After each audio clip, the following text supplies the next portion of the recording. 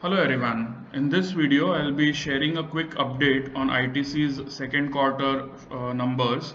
Basically, I'll be comparing this quarter's numbers with the recent quarter's numbers so that we can study its trend or we can get an idea of the direction in which it is progressing. Okay, so let's begin. Before we go to the details, I would like to tell you that I had presented a detailed video on ITC's business and how it is transforming itself into an FMCG giant. Okay, so that previous video, I'm sharing the link in the description below or in the I button above. I won't be giving all those details in this video. In this video, particularly, we'll be talking about the progress that it is making over the recent few quarters.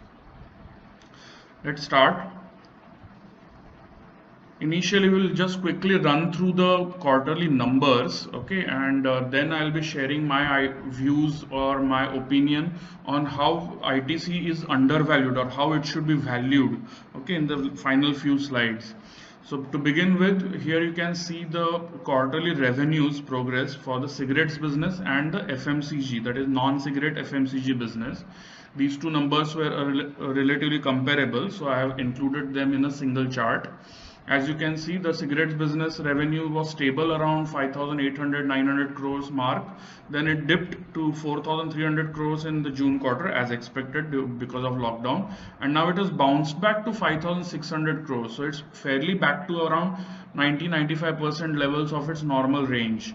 Okay, so the cigarette business revenues are back to almost normal. Then look at the FMCG revenues. In the last year's September quarter, it was around 3,300 crores. It was steady around that figure. Then it made a small dip in the March quarter. Then it is recovered and now it's at an all-time high. It's almost approaching 4,000 crores mark in the latest second quarter. For the remaining three business units, out of those remaining three, the agri business and the paper products business are the more important ones. So if you have a look at the agri business, it was around 2,600 crores, then it dipped for 2 quarters, and then it had a sharp jump to around 3,700 crores in June quarter. Surprisingly, during the lockdown, the agricultural businesses were had no restrictions, so maybe that is the reason why ITC was able to generate more revenue from that segment. And then in the September quarter, maybe due to rains, monsoon season, it has dipped to 3,000 crore level. It is still higher than last year's second quarter by around 10%. Now look at the paper boards business, okay, paper products. So it was steady around the 1,500 odd crores mark, and with a dip to around 1,000 crores in June quarter. Now it has recovered back to over 1,400 crores. It is very close to the normal range now. So around 90-95% of the normal range. So most of its businesses, as you can see, have recovered well, except for the hotels business. I am not including it because it's not a significant part of ITC's business, and it has not recovered much in the last 2 quarters. Now let's look at the profit before interest and tax generated by these business segments. Okay, let's have a quick look. It's basically profit before interest and tax, but the interest component is so negligible for ITC that you can actually call it profit before tax. For the cigarettes business, as you can see, it was close to the 4,000 crores mark. Then it took a dip towards 2,500 crores in the June quarter, and now it has recovered to 3,400 crores mark. It is still around 15% away from its normal range. Maybe it will take another quarter or 2 quarters to reach the normal range, but it is getting there. So it's not so severely affected in the second quarter as it was in the first quarter. Then have a look at these three other business segments, major business segments. The FMCG, other FMCG means non-cigarette FMCG business. If you see, it was generating just about 92 crores in. It was generating just about 92 crores of profit before tax a year ago. Then it has improved. Then it was a little steady in the June quarter, and now it has seen a sharp jump to 283 crores in the latest quarter. That means it has definitely seen a sharp improvement in its margins. Okay, so profit before tax margins have definitely improved for the non-cigarette FMCG business, as we can see from this figure here. Okay, on the other hand, the paper products business has been steady around 350 crores, 330 crores, then a dip towards 160 crores in June quarter, and now it has recovered back to 330 crores. Okay, so it's a normal range now. Even the agri business, it's back to the normal range. It was around 252 crores mark in the previous year's second and third quarter, and now it is back to 270 crores. So other businesses are doing fine, whereas the FMCG, non-cigarette FMCG business has seen a remarkable improvement in its profit margins for sure. Now coming to my particular views, okay. I'm categorizing ITC's business into two major segments. The first is the cigarettes business, and the other I'm combining the three business divisions of non-cigarette FMCG, agri, and paper products together. The reason being, these three businesses are going to be the future growth drivers for ITC. Okay, as we all know, cigarettes business may have a shelf life. We don't know how long and how far it will be allowed to keep generating such high profits for the company. So long as it does, it's great for the company and its shareholders. But ITC is definitely trying to reduce its dependence on cigarettes, and this is going to be the growth driver for the company. The FMCG, non-cigarette FMCG business, the agri business, and the paper products business. Okay, so I'm categorizing the total business segments of ITC into these two major parts. Now, if you see, the cigarette business was steady and it has now recovered back to the normal range after the first quarter's dip. And whereas the FMC, these three businesses together, if you see, it was around 7,500 crores mark in the second quarter of last financial year. Then it took a dip towards 6,500 crores in March quarter. Surprisingly, March quarter was the lowest figure for these three divisions together. In the June quarter, it improved sharply to 8,170 crores, mainly because of agri business. As we have seen, agri business did report a very strong revenue figure in the June quarter. And now, despite the dip in agri business revenues, it has still managed to produce a quarter-on-quarter growth to 8,430 crores. The reason being, the non-cigarette FMCG business did report a strong growth in this quarter on a comparable quarter-on-quarter comparison. Okay, now let's look at the PBIT, that is profit before interest and tax contributions. Here the comparison is hilarious. Means if you see the cigarette business PBIT, it is huge. It is huge when compared to the red bars, as you can see. Okay, so from 4,000 crores, it is back to 3,400 crores after a dip in first quarter. So it's still nearly 4 times. Means if you see the other three business segments PBIT, it was around 700 crores in September quarter. Then it took a dip towards 468 crores in June quarter, which was the lowest figure in the last 5 quarters.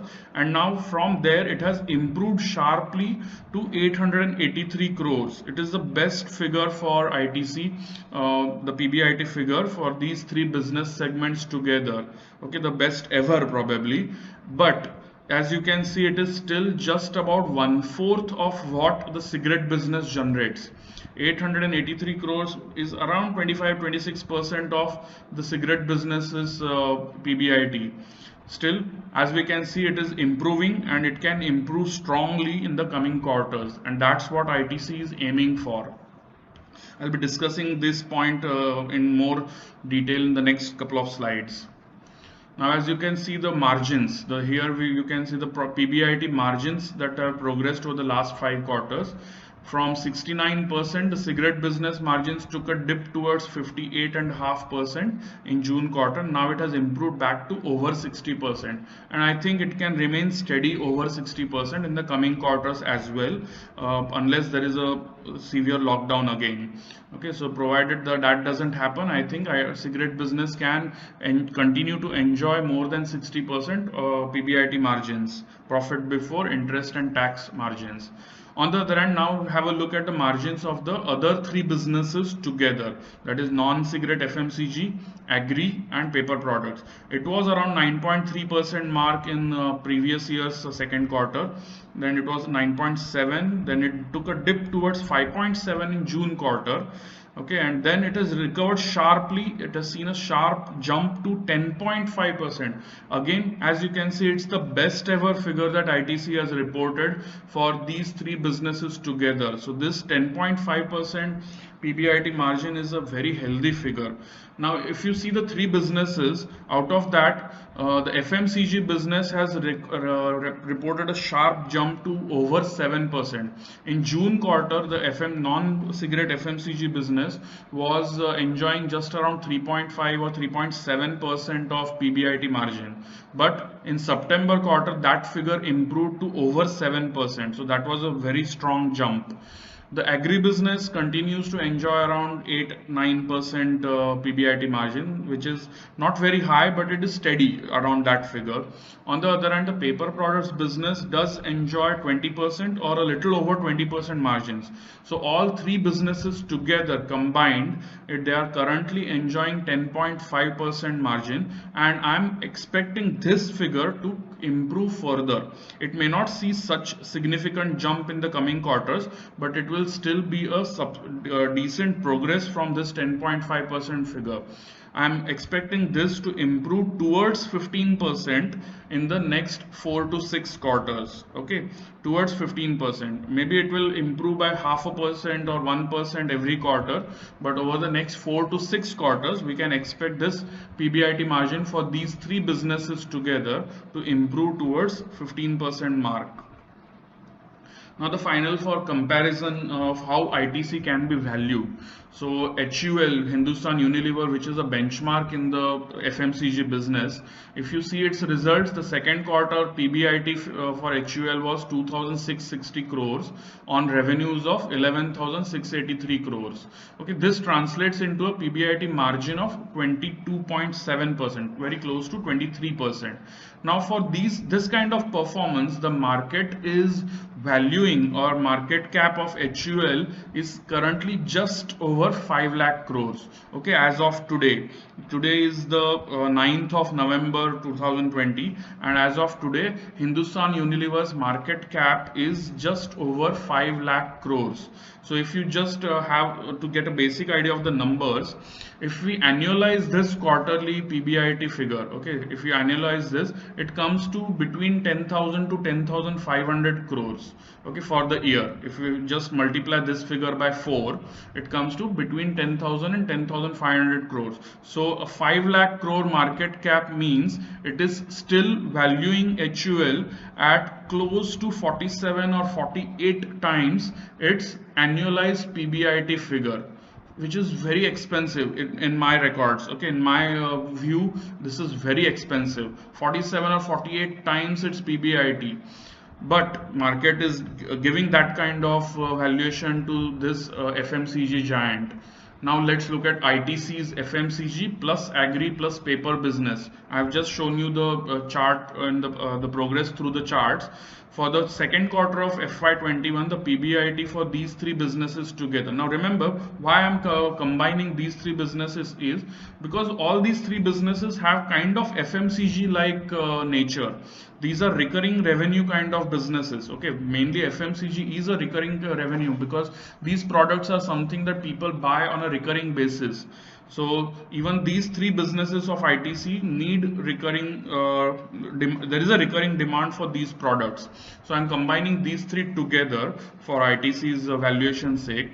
Now for these three businesses together, so the second quarter's PBIT was 883 crores, which we just saw in the previous few charts, on a revenues of 8,430 crores. This translates into a PBIT margin of 10.5%. Now these three businesses together, I'm expecting the quarterly revenues to improve to 15,000 crores mark. Okay, 15,000 crores. That's a little less than double of this figure currently. and I'm expecting this to happen over the next 2 years. Okay, so 15,000 crores quarterly revenues from these three businesses in the next 2 years, with improvement in profit margins to 13 to 15% range. So in this range, the PBIT generated will be in the range of 2,000 to 2,200 crores. Okay, so it is getting close to what HUL is generating today. HUL is not enjoying that kind of growth which ITC is. Okay, ITC's FMCG business is definitely growing at a much faster pace. HUL's business is more or less steady. It is not reporting such high growth figures as of now, and maybe in the last year or two it has not reported strong growth at all. ITC's FMCG business is still growing at a fast pace, and it is expected to grow even faster for the next few years until it reaches a substantial size, and that can happen over the next 2 years. So in the next 2 years, I'm expecting ITC's these three divisions together to generate a PBIT of around 2,000 or 2,200 crores. So now if we look at the valuation multiple that HUL is enjoying, it is enjoying around 47-48 times its annualized PBIT. Now even if we translate around, let's say a multiple of just 30 or 35 times of to ITC's figure, not as expensive as HUL, let's assume, but even that would help ITC's these three businesses together to enjoy a valuation of 3 lakh crores, or I would say they will be worth 3 lakh crores in the next 2 years time. So 2,000 or 2,200 crores in a quarter means annualized figure of between 8,000 to 9,000 crores.